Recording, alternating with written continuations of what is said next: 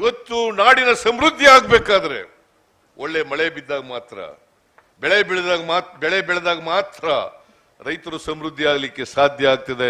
ರೈತರ ಮುಖದಲ್ಲಿ ಹರ್ಷವನ್ನ ಕಾಣಲಿಕ್ಕೆ ಸಾಧ್ಯ ಆಗ್ತದೆ. ಇದನ್ನ ನಾವು ಮಾಡ್ತಕ್ಕಂಥ ಪ್ರಯತ್ನವನ್ನ ಪ್ರಾಮಾಣಿಕವಾಗಿ ಮಾಡ್ತಾ ಇದ್ದೇವೆ. ನಮ್ಮ ಮೇಲೆ ಯಾರು ಕೂಡ ಈ ಬಿಜೆಪಿಯವರು ಜೆಡಿಎಸ್ನವರ ಮಾತುಗಳನ್ನು ಕೇಳಿ ಅನುಮಾನವನ್ನ ಪಟ್ಟುಕೊಳ್ತಕ್ಕಂಥ ಪ್ರಯತ್ನವನ್ನ ಮಾಡಬೇಡಿ. ಅವರು ಸುಳ್ಳು ಆರೋಪಗಳನ್ನು ಮಾಡ್ತಾ ಇದ್ದಾರೆ. ಸಿದ್ದರಾಮಯ್ಯನವರ ಸರ್ಕಾರವನ್ನ ದುರ್ಬಲಗೊಳಿಸಬೇಕು, ಅಸ್ಥಿರಗೊಳಿಸಬೇಕು ಅಂತಕ್ಕಂಥದ್ದು ಅವರ ಪ್ರಯತ್ನ. ನಾನು ಅನೇಕ ಕಡೆಗಳಲ್ಲಿ ನೋಡಿದ್ದೇನೆ.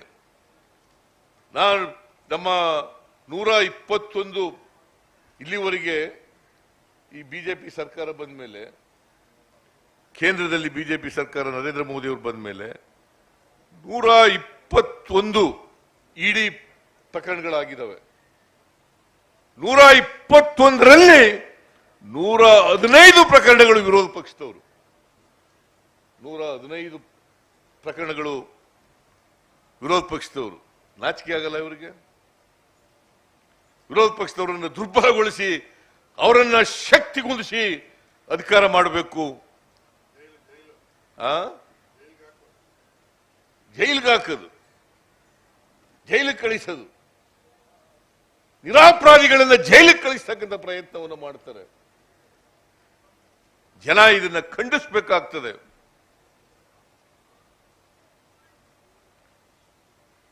ನಮಗೆ ನೀವು ಆಶೀರ್ವಾದ ಮಾಡಿದ್ದೀರಿ, ನೀವು ಏನು ಅನಿಸಿಕೆಗಳನ್ನ ಇಟ್ಕೊಂಡು ಆಶೀರ್ವಾದ ಮಾಡಿದ್ದೀರಿ, ಆ ಅನಿಸಿಕೆಗಳಿಗೆ ತಕ್ಕಂತೆ ಪ್ರಾಮಾಣಿಕವಾಗಿ ಕೆಲಸ ಮಾಡ್ತೇವೆ ಅಂತಕ್ಕಂಥ ಮಾತುಗಳನ್ನು ಹೇಳಲಿಕ್ಕೆ ಬಯಸ್ತಾ ಇದ್ದೇನೆ. ಯಾರಿಗೂ ಅನ್ಯಾಯ ಮಾಡಲ್ಲ. ಇವರು ಮನೆ ಮುರುಕರು, ಬಿಜೆಪಿ ಜೆಡಿಎಸ್ನವರು ಮನೆ ಮುರುಕರು, ಮನೆ ಮುರುಕ್ತನ ಮಾಡ್ತಕ್ಕಂಥ ಕೆಲಸವನ್ನ ಮಾಡ್ತಾರೆ. ದಯಮಾಡಿ ನಮ್ಮಲ್ಲಿ ಕೈ ಜೋಡಿಸಿ ಪ್ರಾರ್ಥನೆಯನ್ನು ಮಾಡ್ತೇನೆ. ಬಿಜೆಪಿ ಜೆಡಿಎಸ್ನವರು ಈಗ ಒಟ್ಟಾಗ್ಬಿಟ್ಟಿದ್ದಾರೆ. ಇದಕ್ಕಿದ್ದಾಗಲೇ ಏನು ಒಬ್ರಿಗೊಬ್ರು ಕಂಡ್ರೆ ಆಯ್ತಿರಲಿಲ್ಲ. ಈಗ ಯಾವ ಪ್ರಕರಣ ಆದರೂ ಕೂಡ ಸಿಬಿಐ ಕೊಡಿ. ಇದೇ ಬಿಜೆಪಿಯವರು ಸಿಬಿಐನ, ನಾನು ವಿರೋಧ ಪಕ್ಷದ ನಾಯಕನಾಗಿದ್ದಾಗ ಸಿಬಿಐ ಕೊಡಿ ಅಂತ ಕೇಳಿದಾಗ ಚೋರ್ ಬಚಾವ್ ಇನ್ಸ್ಟಿಟ್ಯೂಷನ್ ಅಂತ ಕರೀತಾ ಇದ್ರು. ಚೋರ್ ಬಚಾವ್ ಇನ್ಸ್ಟಿಟ್ಯೂಷನ್. ಈಗ ಇದಕ್ಕಿದ್ದಲೇ ಪ್ರೀತಿ ಬಂದ್ಬಿಟ್ಟದೆ ಸಿಬಿಐ ಮೇಲೆ. ಇಡೀ ಸುವಮೋಟೋ ತನಿಖೆಯನ್ನ ಮಾಡ್ತಕ್ಕಂಥದ್ದು. ನಾವು ತನಿಖೆ ಮಾಡೋದಕ್ಕೆ ಯಾವತ್ತೂ ಕೂಡ ಎದುರ್ಕೊಳ್ಳಲ್ಲ. ಯಾಕಂದ್ರೆ ನಾವು ಯಾವ ಅಪರಾಧನೂ ಕೂಡ ಮಾಡಿಲ್ಲ.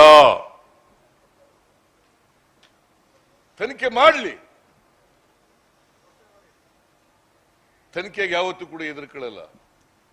ಆದರೆ ಕಾನೂನು ಪ್ರಕಾರ ತನಿಖೆಗಳಾಗಬೇಕು, ಸಂವಿಧಾನದ ರೀತಿಯ ತನಿಖೆಗಳಾಗಬೇಕು. ಸಂವಿಧಾನಕ್ಕೆ ವಿರುದ್ಧವಾಗಿ, ಕಾನೂನಿಗೆ ವಿರುದ್ಧವಾಗಿ ಯಾವುದೇ ತನಿಖೆ ಮಾಡಬಾರದು. ಇಂಥ ತನಿಖೆಗಳನ್ನು ನಾವು ಖಂಡಿಸ್ತೇವೆ. ನೀವು ಕೂಡ ಇದನ್ನು ಖಂಡಿಸಬೇಕು ಅಂತೇಳಿ ನಿಮ್ಮಲ್ಲಿ ಮನವಿಯನ್ನು ಮಾಡ್ತೇನೆ. ಅದರಿಂದ ಇವತ್ತು ತಾಯಿ ಕಾವೇರಿಗೆ ನಾವೆಲ್ಲರೂ ಕೂಡ ಭಕ್ತಿಯಿಂದ ಪೂಜೆಯನ್ನು ಮಾಡಿದ್ದೇವೆ. ಪ್ರತಿ ವರ್ಷ ಇದೇ ರೀತಿ KRS, ಕಬಿನಿ, ಹೇಮಾವತಿ, ಹಾರಂಗಿ, ತುಂಬಲಿ ಅಂತ ಪ್ರಾರ್ಥನೆಯನ್ನ ಕೂಡ ಮಾಡಿದ್ದೇವೆ. ಇದರಿಂದ ರೈತರಿಗೆ ಅನುಕೂಲ ಆಗ್ತದೆ.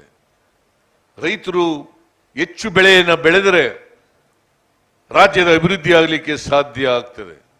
ಇವತ್ತು ಕೃಷಿ ಬೆಳವಣಿಗೆಯಾಗಿ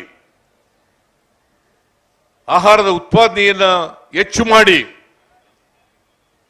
ಇವತ್ತು ದೇಶದಲ್ಲಿ ಸ್ವಾವಲಂಬನೆ, ಕೃಷಿ ಆಹಾರದ ಸ್ವಾವಲಂಬನೆ ಏನಾದ್ರು ಬಂದಿದ್ರೆ ಅದು ಕಾಂಗ್ರೆಸ್ ಸರ್ಕಾರದಿಂದ ಮಾತ್ರ, ಬಿಜೆಪಿ ಅವರಿಂದ ಅಲ್ಲ.